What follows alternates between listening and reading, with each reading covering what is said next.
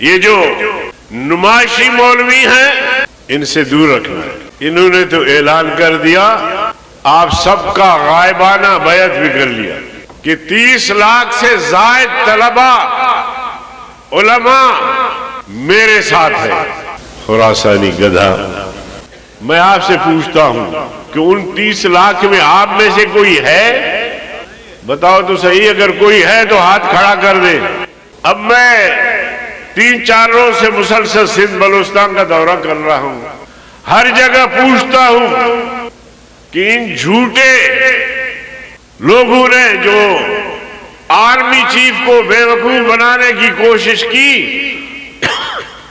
اور کہا کہ 30-40 لاکھ علماء مدارس صلحاء ہمارے ساتھ ہیں، کوئی بھی ہاتھ کھڑا نہیں کرتا۔ میں کہتا ہوں یار کوئی تو ہاتھ کھڑا کر دے تاکہ ہم اس کو شاباش دے دیں کہ ماشاءاللہ آپ آرمی چیف کے مرید بن گئے۔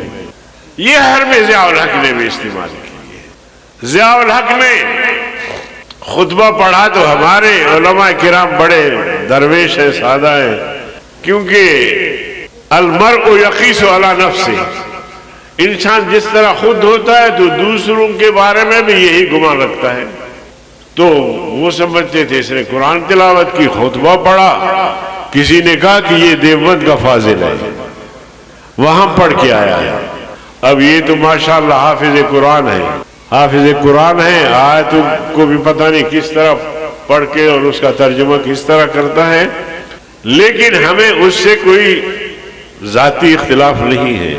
کردار پر جب بات آتی ہے تو پھر کردار آئین نے ہر ایک کا دائرہ متعین کر دیا ہے۔ میں اگر سیاست کرتا ہوں تو میں کہاں تک جا سکتا ہوں، آپ اگر سیویلین بیوروکریسی ہے تو آپ کا دائرہ کار کہاں تک ہے، آپ اگر ملٹری بیوروکریٹس ہیں تو آپ کا دائرہ کار کیا ہے۔ اگر ہم سب مل کے آئین کا احترام کریں تو پھر سیویلین بیوروکریسی کو بھی سلوٹ، ملٹری بیوروکریسی کو بھی سلوٹ۔ اختلاف تب ہوتا ہے جب ہم آئین کو پھلانگتے ہیں، جب آئین کو ہم وائلیشن کرتے ہیں تب اختلاف پیدا ہوتا ہے۔ ہم چاہتے ہیں کہ تم اپنا کام کرو، ہم اپنا کام کریں گے، یا پھر آئین میں کوئی ایسی تبدیلی لائی جائے جو پبلک کی انوالومنٹ جو ہے ختم ہو جائے، سیاست سے سیاستدانوں کی انوالومنٹ ختم ہو جائے، پھر آپ لوگ آ جائیں۔ اگر آئین ہے اور یہ آئین رہے گا، کسی کی باپ کو مجال نہیں کہ اس آئین کو تبدیل کرے۔ مدارس بھی رہیں گے، مدارس بھی رہیں گے، اور مدارس قیامت کی صبح تک رہیں گے۔ قال اللہ اور قال الرسول کی صدائیں قیامت کی صبح تک گونجتی رہیں گی۔ یہ سمجھتے ہیں کہ شاید ہم مدارس کی راہ میں رکاوٹ بنیں گے۔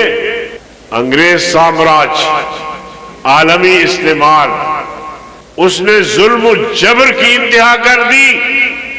جس کی داڑھی دیکھتے تھے اس کو پکڑ کے شہید کرتے تھے، کوئی دوسرا راستہ تھا نہیں ان کے پاس۔ جیسے آج کل ہماری حکومت ڈنڈے کے زور پہ، طاقت کے زور پہ مسائل حل کرنا چاہتے ہیں۔ میں ان سے کہتا ہوں اور کہتے رہے اور بالمشافہ کہے ہیں، پارلیمنٹ میں کہے ہیں کہ اگر طاقت کے بل بوتے پر مسائل حل ہوتے تو آج بلوچستان کے مسائل حل ہو چکے۔ 70-75 سال گزر گیا، مسائل اور مشکلات میں اضافہ ہو رہا ہے۔ آج کوئی بھی سیویلین، کوئی بھی عام انسان، بلکہ ایف سی اور فوج کے جوان بھی سڑک پر سفر نہیں کر سکتے، تو یہ ڈنڈے کا نتیجہ ہے۔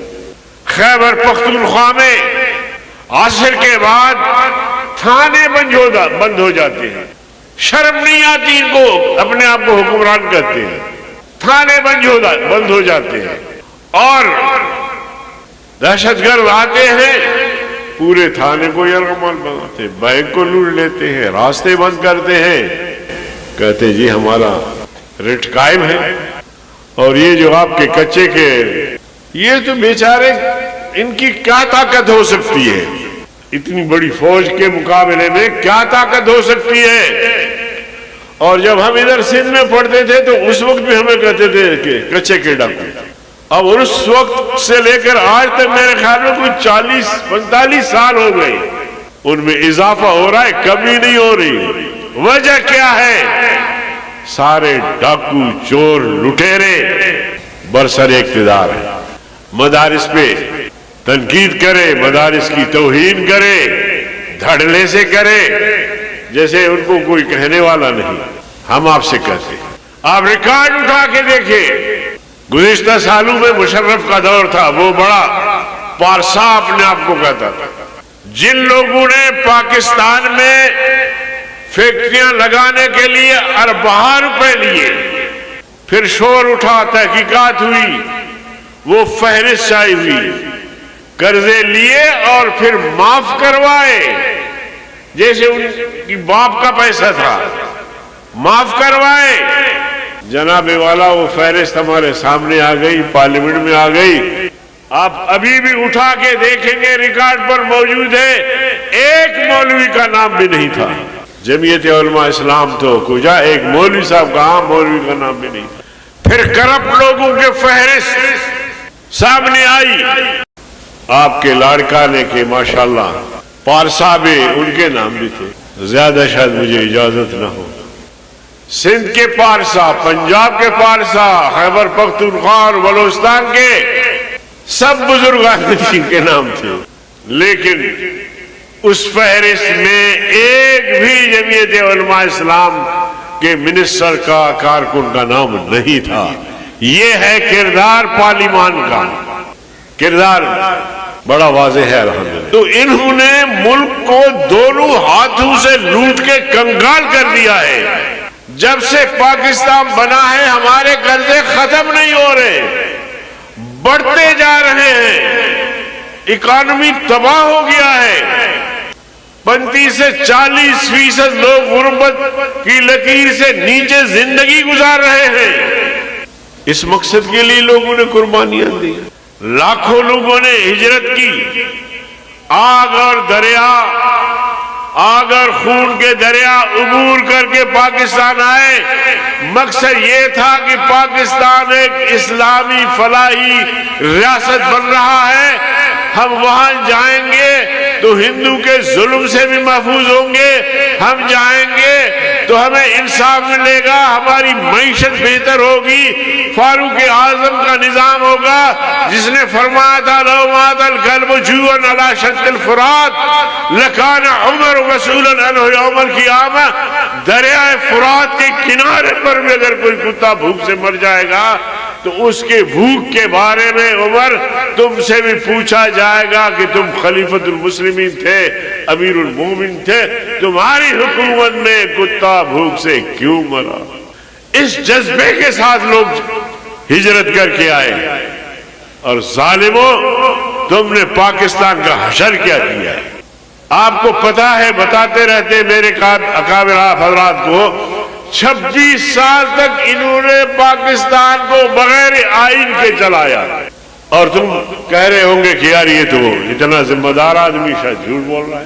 آپ دیکھیں، چیک کریں، ہر کی آمد عمارت نوساخ.